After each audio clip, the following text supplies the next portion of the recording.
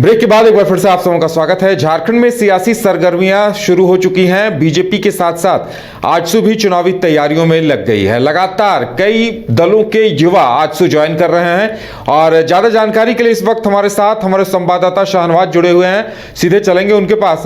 शाहनवाज, जिस तरह से तमाम पार्टियां चुनाव को लेकर तैयारी में लग गई है, तो आजसू ने भी तैयारियां शुरू कर दी हैं। क्या कुछ हलचल देखने सुनने को मिल रही है और इस मौके पर पार्टी सुप्रीमो का क्या कुछ कहना है?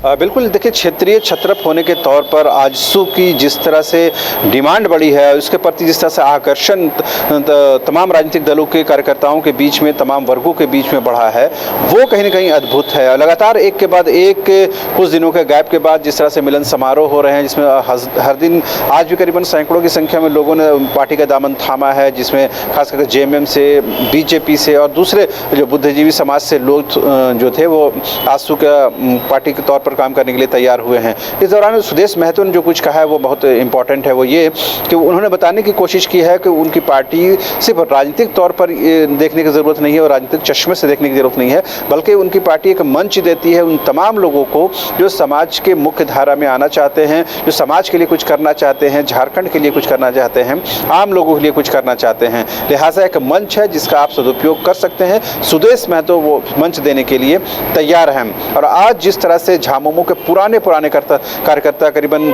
25 साल 30 साल पुराने कार्यकर्ता जब शामिल हो रहे थे, तो कहीं ना कहीं ये सोचने के लिए आपको मजबूर होना पड़ेगा कि आखिर दूसरे जो राजनीतिक क्षेत्रीय पार्टियां हैं, जिसमें जेएमएम सबसे महत्वपूर्ण है, उस पार्टी से आखिर लोग क्यों छोड़ करके आजसू जैसी पार्टी में शामिल हो रहे हैं। तो अब देखने वाली बात ये होती है कि क्या ये जो लोग शामिल हो रहे हैं, इनको किस तरह से अकोमोडेट किया जाएगा और इनका किस तरह से इस्तेमाल किया जाएगा, ताकि 2024 का जो लोकसभा का चुनाव हो या फिर विधानसभा का चुनाव हो, वो कहीं न कहीं महत्वपूर्ण साबित हो। और आज जब शामिल हो रहे थे, उसमें बड़ी संख्या में लोहरदगा से लोग शामिल हो रहे थे।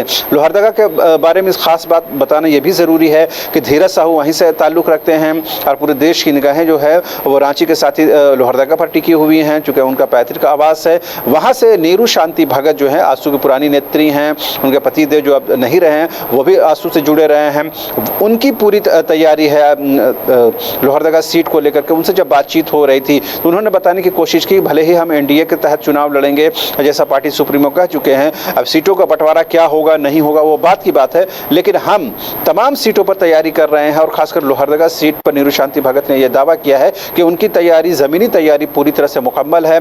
पार्टी के आगे जैसे ही सिग्नल मिलेगा वो चुनावी मैदान में आने के लिए तैयार है। तो कहीं न कहीं इन मिलन समारोह के बहाने से तमाम विधानसभा क्षेत्रों में भी पार्टी अपना नब्ज़ टटोल रही है और कहीं न कहीं ये बताने की कोशिश है कि हम 2024 के चुनाव के लिए पूरी तरह से तैयार हैं। अभी हालांकि जो प्रदेश की कमेटी का पूरी तरह से विस्तार नहीं हुआ है, उसमें अकोमोडेशन को लेकर के क्या कुछ अंदर खाने हो रही है वो देखने की ज़रूरत है, क्योंकि बड़ी संख्या में आए दिन पार्टी में कार्यकर्ता शामिल हो रहे हैं, दूसरे दलों के लोग शामिल हो रहे हैं। उनको पार्टी में किस तरह से, संगठन में किस तरह से एडजस्ट किया जाएगा और उनका किस तरह से इस्तेमाल किया जाएगा, ताकि 2024 के चुनाव में पार्टी को और एनडीए को इन टोटल किस तरह से लाभ हो, देखने वाली बात होगी। बिल्कुल शाहनवाज, एक बयान सुनाते हैं हम आजसू सुप्रीमो सुदेश महतो का और फिर लौट कर आते हैं आपके पास।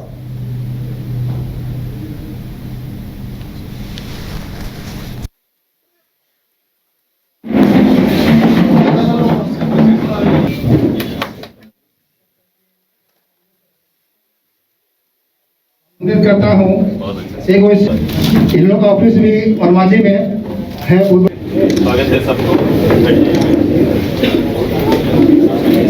इधर आ जाइए। लोहरदगा झारखंड मुक्ति मोर्चा, कांग्रेस एवं विभिन्न राजनीतिक क्षेत्रों में काम करने वाले, सामाजिक रूप से काम करने वाले, शैक्षणिक वर्ग में संगठित होकर काम करने वाले और कई शिक्षाविद भी आज पार्टी में अपनी प्राथमिकता सदस्यता ग्रहण की। मैं तहे दिल से रांची, जमशेदपुर, लोहरदगा से आए हुए इन पदाधिकारियों का, इन कार्यकर्ताओं का हार्दिक स्वागत करते हैं, अभिनंदन करते हैं। कई जनप्रतिनिधि भी शामिल हुए हैं, उनका भी अभिनंदन और स्वागत करते हैं। ये संगठन के प्रति और संगठन की सोच के साथ लोगों का जुड़ाव है जो लगातार आपको दिखाई दे रहा है। केंद्रित होकर सभी लोग पार्टी में आना चाहते हैं। वो यूथ हो सकता है, छात्र हो सकते हैं, किसान हो सकते हैं, मजदूर हो सकते हैं या समाज के अंदर बौद्धिक वर्ग का नेतृत्व देने वाले शैक्षणिक क्षेत्र में जगत से जुड़े हुए लोगों का समावेश, एक साथ समागम का कार्यक्रम चल रहा है। तो एक माहौल पूरे प्रदेश में आने वाले समय के लिए तैयार हो रहा है। 2024 एक मजबूती से संगठन का विस्तार, विचारों का एकत्रित होना एक अच्छा वातावरण का संकेत है।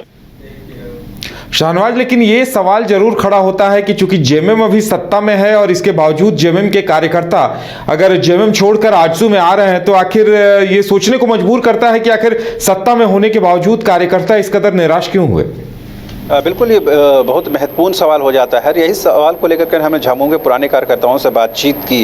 वो हालांकि किसी पार्टी नेता का नाम तो लेना मुनासिब नहीं समझते हैं, लेकिन उन्होंने कहीं न कहीं इनडायरेक्ट ये बताने की कोशिश की है कि पार्टी के वर्तमान कार्यकारी अध्यक्ष जो हैं, जो राज्य के मुख्यमंत्री भी हैं, वो कहीं न कहीं पार्टी को संभाल नहीं पा रहे हैं, पार्टी की आकांक्षाओं को पूरी नहीं कर पा रहे हैं और बाहरी लोग कहीं न कहीं पार्टी में वर्चस्व जमा कर बैठे हुए हैं। लिहाजा जो पुराने कार्यकर्ता हैं, जो ज़मीन से जुड़े कार्यकर्ता हैं, उनको मान सम्मान नहीं मिल रहा है, लिहाजा वो लोग पार्टी छोड़ने को विवश मजबूर हैं, ऐसा उन लोगों ने बताया है। तो जाहिर सी बात है, उनकी अपनी टीस, अपनी परेशानी, उनकी अपनी मजबूरी हो सकती है, लेकिन ये कहीं न कहीं आजसू के लिए फायदे की बात साबित हो रही है कि आजसू कहीं न कहीं इन लोगों का इस्तेमाल अपने विधानसभा क्षेत्रों को मजबूत करने में, अपने संगठन को मजबूत करने में कर सकता है, क्योंकि ये पॉलिटिकली बहुत मैच्योर्ड है, पॉलिटिकली ये लोग जानकार हैं और ये जानते हैं पार्टी संगठन को किस तरह से खड़ा किया जा सकता है। तो जाहिर सी बात है, एक नुकसान तो पार्टी जेएमएम को है, लेकिन इसका फायदा आजसू उठा सकती है। यही वजह है कि दूसरे दलों से जो बल्क में लोग शामिल हो रहे हैं, खुद सुदेश महतो अपनी मौजूदगी में उनको शामिल कराते हैं, उनको बोलने का मौका देते हैं, उनकी तारीफ करते हैं, प्रशंसा करते हैं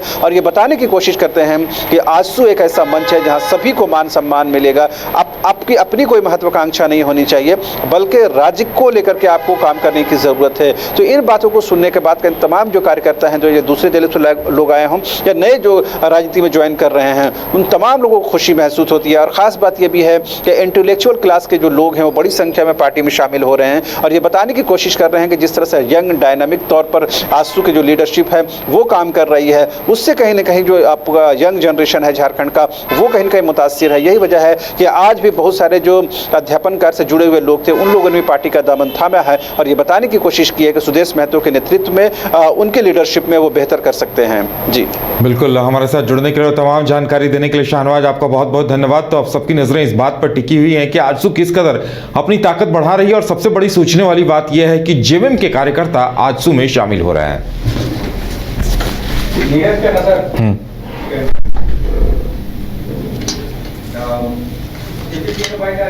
Now,